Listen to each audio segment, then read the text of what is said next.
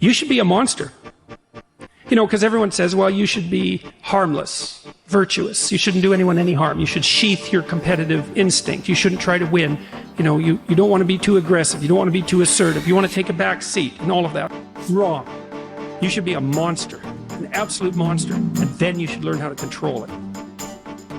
If you put yourself in a new situation, then new genes code for new proteins and build new neural structures and new nervous system structures. Same thing happens to some degree when you work out, right? Because your muscles are responding to the load, but your nervous system does that too. So you imagine that there's a lot of potential you locked in your genetic code.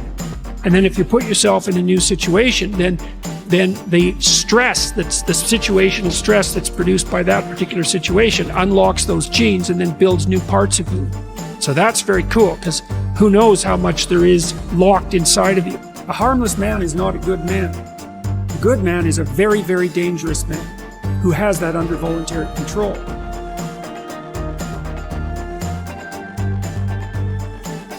Women don't even like harmless men. They hate them. They like to claw them apart. You know, what women want are dangerous men who are civilized. And they want to help civilize them. Right? That's Beauty and the Beast. You're harmless, you're not virtuous. You're just harmless. You're like a rabbit. A rabbit isn't virtuous. It's just can't do anything except get eaten. It's not virtuous. If you're a monster and you don't act monstrously, then you're virtuous. But you also have to be a monster. Well, you see this all the time. Harry Potter's like that too. It's like he's flawed, he's hurt, he's got evil in him. He can talk to snakes, man. He breaks rules all the time. All the time. He's not obedient at all. But you know, he has a good reason for breaking the rules.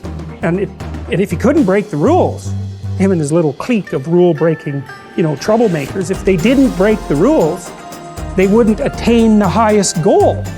So it's very peculiar, but it's a very, very common mythological notion. You know, the hero has to be a monster, but a controlled monster. Batman is like that, you know. I mean, it's everywhere. It's you know, and again in the Harry Potter stories, you see he's touched by evil, right? He actually has a soul fragment that's embedded within him that's as black as anything can possibly be. That's why he could talk to snakes. But without that, he wouldn't be able to have any victory. And that's exactly right psychologically. Unless you can think the way that an evil person thinks, then you're defenseless against them, because they'll go places you can't imagine and then they win. And so the best men I've met, it was interesting even when I was in junior high and high school, because most of my friends dropped out, you know, by the time they were grade 10, thereabouts.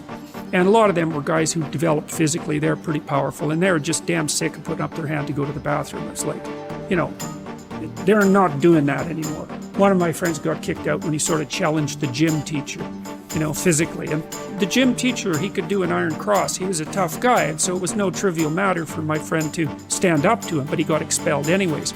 But, you know, I noticed that it was often the kids whose character I admired that either quit or got expelled, and they were the tougher guys who were just sick and tired of following rules that didn't take into account their character, and then they'd go off and work in oil rigs or whatever. You could do that in Alberta at that time. That was really hard work, you know, so it wasn't like they were necessarily taking the easy path.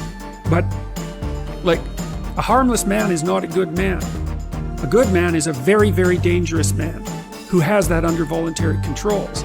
And the next issue is, do you really want a safe place? Is that what you want? You want to be so weak that you want to be protected from threat? What the hell kind of life is that? You're a paralyzed rabbit in a hole. That's no life for a human being.